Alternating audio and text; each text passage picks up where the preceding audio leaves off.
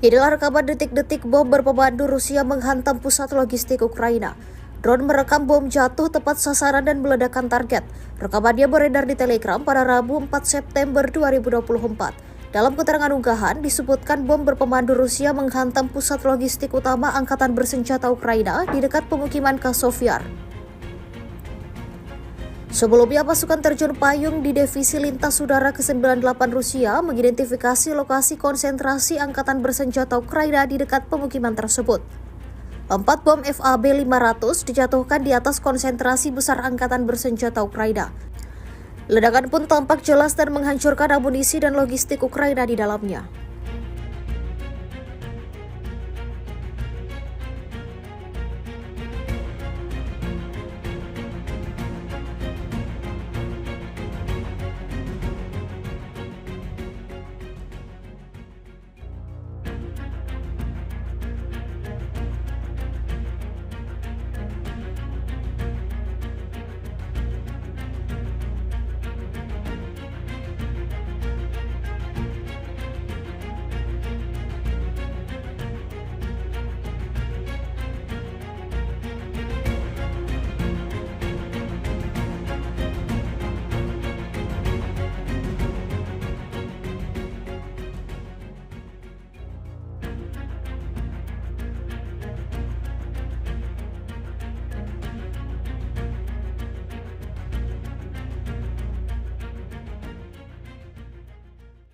Download Tribun X sekarang, menghadirkan lokal menjadi Indonesia.